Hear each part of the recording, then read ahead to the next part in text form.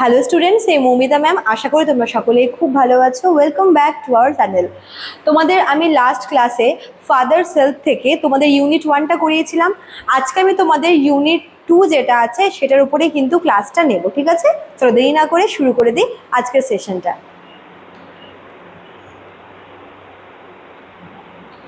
দেখো, ইউনিট 1-এ আমরা যেটুকু পড়েছিলাম সেখানে আমরা দেখেছিলাম যে স্বামীনাথন তার বাবাকে বলছে যে সে স্কুলে যেতে চায় না, কারণ তার টিচার স্যামুয়েল ভীষণ strict.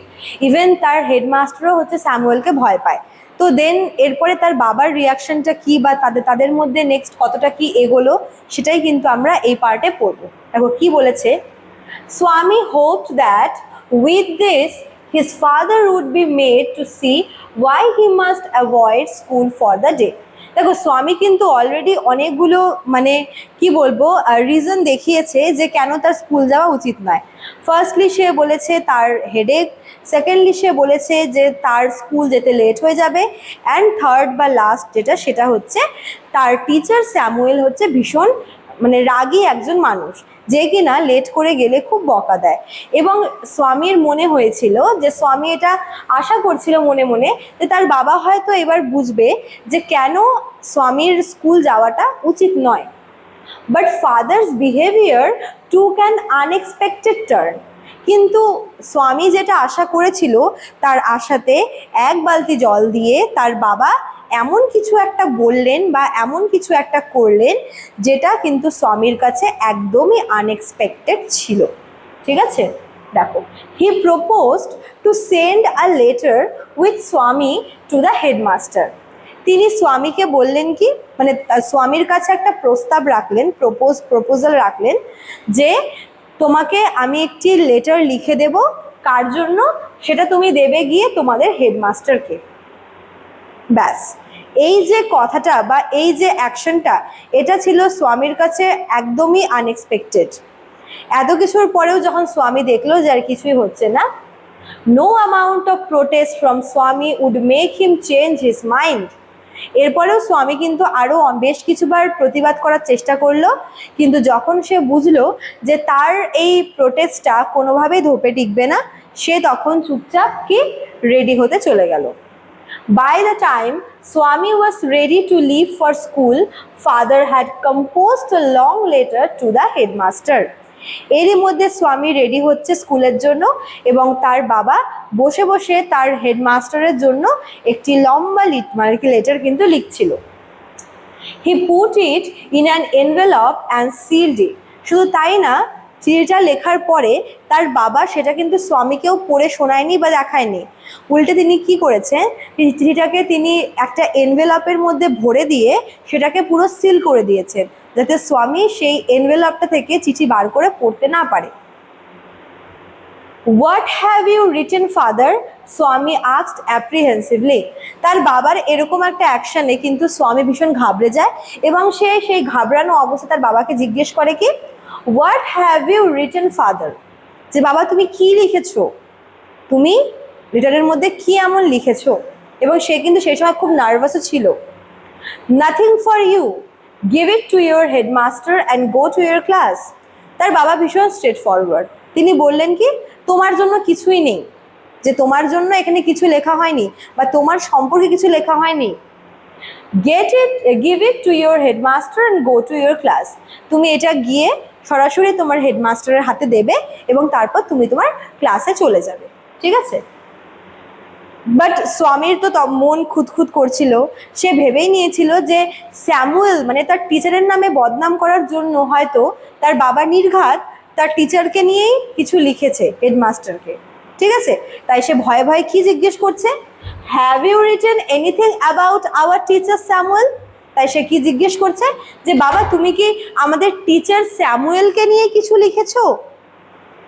Yes, plenty of things. তার বাবা উত্তর দিল যে হ্যাঁ, স্যামুয়েলকে নিয়ে লিখেছি। প্লেন্টি মানে হচ্ছে প্রচুর, অনেক কিছু লিখেছি তোমার টিচার স্যামুয়েলকে নিয়ে। তারপর দেখো স্বামী কি বলছে, what has he done father? কেন, স্বামী কি করেছে বাবা? তখন কিন্তু স্বামীর বাবা কোনো উত্তর দিল না। তিনি কি করলেন, তিনি বললেন কি, everything is there in the letter. বলছে যে সমস্ত কিছু এই চিঠিটার মধ্যে লেখা আছে, তোমাকে আমি কিছু বলতে পারবো না। মানে তিনি এটাই বলতে চাইছেন যে তিনি স্বামীকে কিছুই বলবেন না, স্যামুয়েলের ব্যাপারে যা লেখা আছে সবটা কিন্তু হেডমাস্টারে ডিরেক্ট করবে, ঠিক আছে? Give it to your headmaster.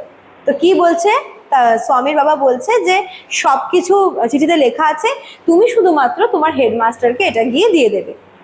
তো স্বামী আর কিছু বলতে পারলো না মুখের ওপরে, তো সে স্কুলের জন্য বেরিয়ে গেল, ঠিক আছে? Swami went to school feeling that he was the worst boy on earth. স্বামীর মনটা কিন্তু বেজায় খারাপ। সে ভাবছে যে তার জন্য হয়তো একজন টিচারকে অপদস্থ হতে হবে, এবং যখন সে স্কুল যাচ্ছিল রাস্তায় তার নিজেকে পৃথিবীর সব থেকে খারাপ ছেলে বলে মনে হচ্ছিল। তার ভেতরে ভেতরে কিন্তু সে ভীষণ গিল্ট ফিল করছিল, ঠিক আছে? হিজ কনসিয়েন্স বদার্ড হিম। তার যে কনসিয়েন্স, তার যে মানে মধ্যেকার যে মোরালিটি, তার যে বিবেকবোধ, ঠিক আছে, মানে ভেতর থেকে তার মনে হচ্ছিল যে কেউ তাকে বারবার করে বলছে যে তোর কাজটা ঠিক হয়নি। সে কিন্তু বারবার বিরক্ত হচ্ছিল। যখন আমরা কোনো একটা কাজ আমরা জানি যে এই কাজটা আমাদের করা উচিত হয়নি, ঠিক আছে, তখন কিন্তু অটোমেটিক্যালি আমরা ভেতর থেকে একটা গিল্ট ফিল করি। তো সেটাই হচ্ছে স্বামীর এখন হচ্ছিল। He was not at all sure if his description of Samuel had been accurate. Actually স্যামুয়েলের ব্যাপারে স্বামী যা যা বলেছে সেগুলো আদতেও সত্য কিনা সেগুলো নিয়ে কিন্তু স্বামীর যথেষ্ট সন্দেহ আছে। সে জানে না যে বিষয়গুলো সত্যি অ্যাকুরেট কিনা যেগুলো ও স্যামুয়েলের ব্যাপারে বলেছে। He felt he had mixed up the real and the imagine. তার মনে হচ্ছিল যে সে হয়তো যেটা রিয়েল আর কিছুটা তার ইমাজিনেশন, দুটো মিলিয়ে সে তার বাবার কাছে স্যামুয়েলের নামে বলেছে। হয়তো তার বলার মধ্যে সবটা সত্যি ছিল না। তারপর দেখো কি বলেছে নেক্সট পার্টে, স্বামী stopped on the road side to make up his mind about Samuel. তো স্বামী ভীষণ কিন্তু ভিতর থেকে ভীষণ অস্থির হয়ে উঠলো, এবং সে ভাবলো কি যে একটা তো কিছু ভাবতে হবে স্যামুয়েলের ব্যাপারে। তাই সে কি করলো, সে রাস্তার ধারে দাঁড়িয়ে পড়লো স্যামুয়েলের ব্যাপারে একটা ডিসিশন নেওয়ার জন্য। কি ভাবলো, Samuel was not such a bad man after all. সেটা নিজেই স্বীকার করছে যে স্যামুয়েল কিন্তু খুব একটা খারাপ কেউ নয়, খারাপ লোক নয়। Personally he was much more friendly than the other teachers. কারণ সে ভালো করেই জানে যে পার্সোনালি স্যামুয়েল স্কুলের যে বাকি শিক্ষকরা রয়েছেন তাদের থেকে অনেক বেশি ফ্র্যাঙ্ক, অনেক বেশি ফ্রেন্ডলি স্টুডেন্টদের সাথে।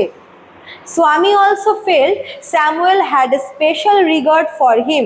ইভেন স্বামী এটাও জানে যে ক্লাসে এত বাচ্চাদের মধ্যে স্বামীর প্রতি স্যামুয়েলের কিন্তু একটা স্পেশাল রিগার্ড আছে। দেখবে হয় না যে অনেক স্টুডেন্ট থাকে, তার মধ্যে একজন কি দুজন কিন্তু টিচারদের একটু বেশি ফেভারেট হয়।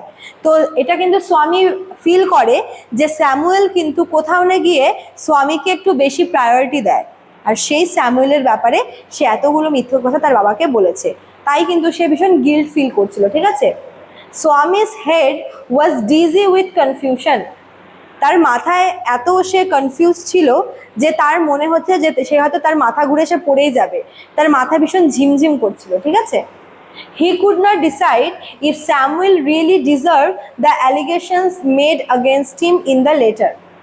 স্বামী জানে যে সে তার বাবাকে যেগুলো বলেছে স্যামুয়েলের ব্যাপারে, তার বাবা হয়তো সেগুলোই হেডমাস্টারের কাছে লিখেছে, যে স্যামুয়েল দেরি করে গেলে একটু বকে, স্টুডেন্টদের প্রবলেম বোঝে না, হেডমাস্টারকেও হচ্ছে স্যামুয়েলের প্রতি একটু কঠোর হতে হবে। এগুলো হয়তো স্বামী ভেবেছে যে তার বাবা লিখেছে।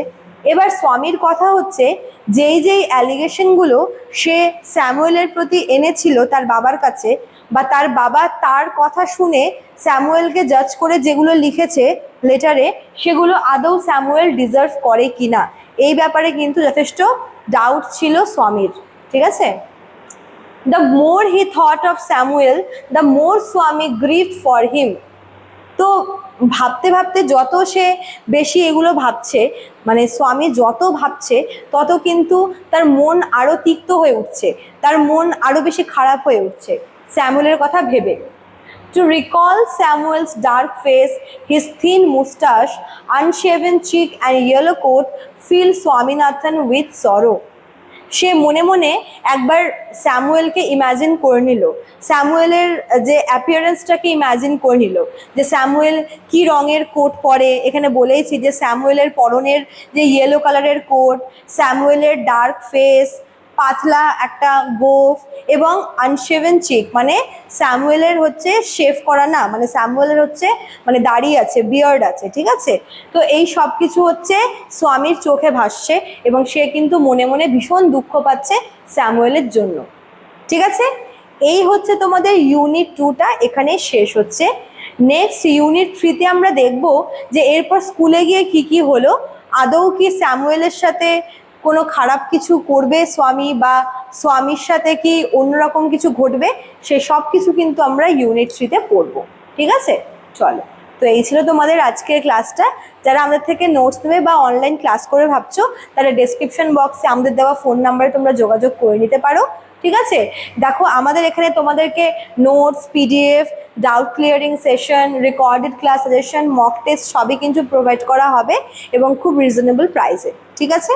চলো, আজকে এতটুকুই থাকলো, দেখা হচ্ছে নেক্সট ক্লাসে। Thank you.